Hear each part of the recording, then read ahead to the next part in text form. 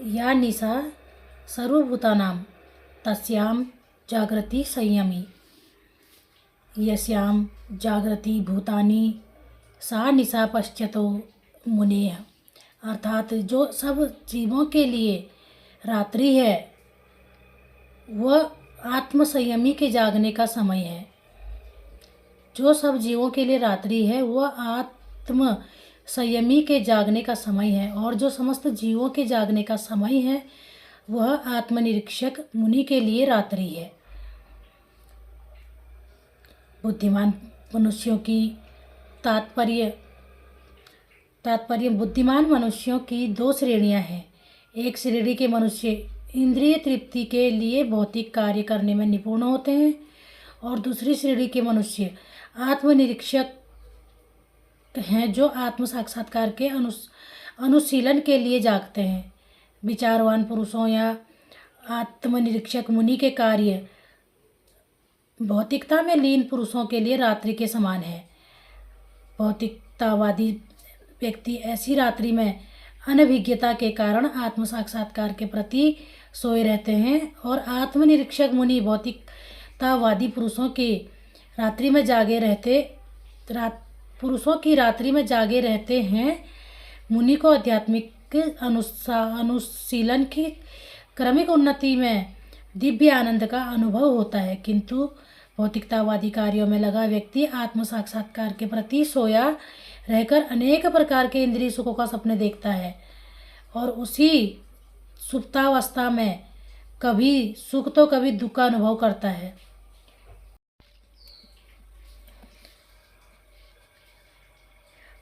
आत्मनिरीक्षक मनुष्य भौतिक सुख तथा दुख के प्रति अन्य मनस्क रहता है। वह भौतिक घातों से अविचलित रहकर आत्म साक्षात्कार के कार्यों में लगा रहता है।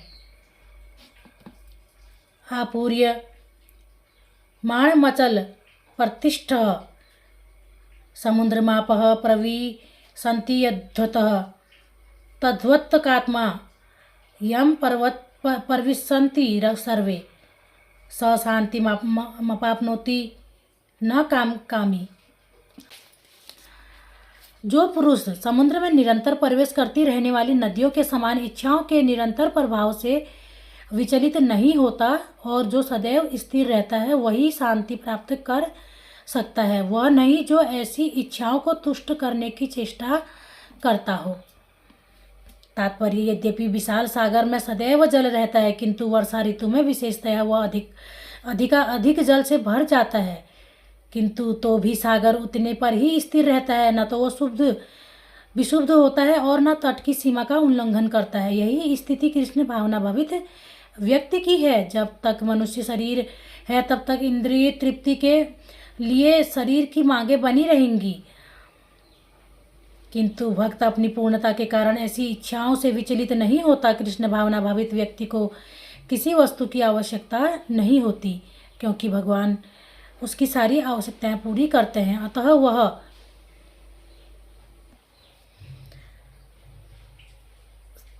सागर के तुल्य होता है, अपने में सदैव पूर्ण।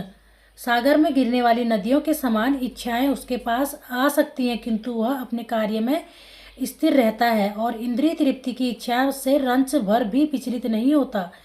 कृष्ण भावना भावित व्यक्ति का यही प्रमाण है। इच्छाओं के होते हुए भी वह कभी इंद्रिय तृप्ति के लिए उन्मुख नहीं होता, क्योंकि वह भगवान की दिव्य प्रेम भक्ति में तुष्ट रहता है। अतः वह समुद्र की भांति स्थिर रहकर पूर्ण शांति का आनंद उठा सकता है। किंतु दूसरे लोग जो मुक्ति की सीमा तक इच्छाओं की पूर्ति करना चाहते हैं, फिर भौतिक सफलताओं का क्या कहना है।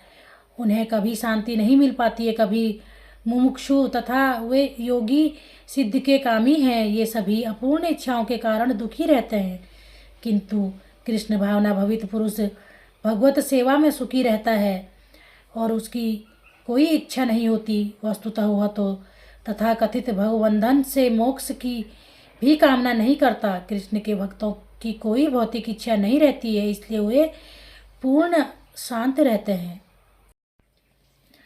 विहाय कामान्यः सर्वान् मुपाश्चरति निह स्पृह निर्ममो निरहंकार निरहंकारः स शांतिमधि गच्छति।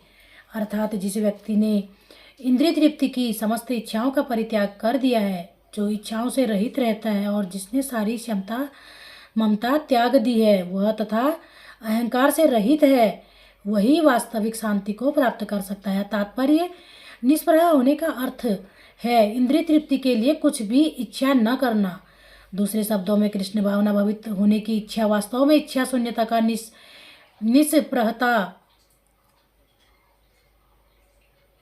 निष्प्रहता है। इस शरीर को मिथ्या ही आत्मा माने बिना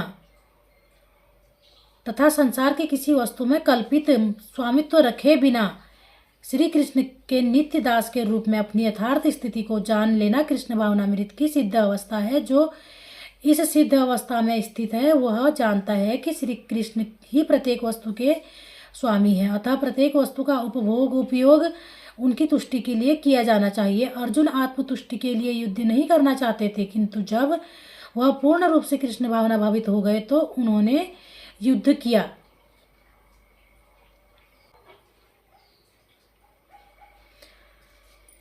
क्योंकि कृष्ण चाहते थे कि वह युद्ध करे। उसे अपने लिए युद्ध करने की कोई इच्छा न थी, किंतु वही अर्जुन कृष्ण के लिए अपनी शक्ति पर लड़े। वास्तविक इच्छा शून्यता कृष्ण तुष्टि के लिए इच्छा है। यह इच्छाओं को नष्ट करने का कोई कृत्रिम प्रयास नहीं है। जीव कभी भी इच्छा शून्य या इंद्रिय शून्य नहीं हो सकता, किंतु उसे अपनी इच्छाओं की गुणवत्ता बदलनी होती है। भौतिक दृष्टि से इच्छा शून्य व्यक्ति जानता है कि प्रत्येक वस्तु कृष्ण की है। ईशावास्यमिदं सर्वम, अतः वह किसी वस्तु पर अपना स्वामित्व घोषित नहीं करते। यह दिव्य ज्ञान आत्म साक्षात्कार पर आधारित है, अर्थात इस ज्ञान पर कि प्रत्येक जीव कृष्ण का अंश स्वरूप है और जीव की शाश्वत स्थिति कभी ना तो कृष्ण के तुल्य होती है, ना उनसे बढ़कर। इस प्रकार कृष्ण भावनामृत का यह ज्ञान ही वास्तविक शांति का मूल सिद्धांत है। ऐसा ब्राह्मी स्थितः पार्थ नैनाम प्राप्य विमुहर्ति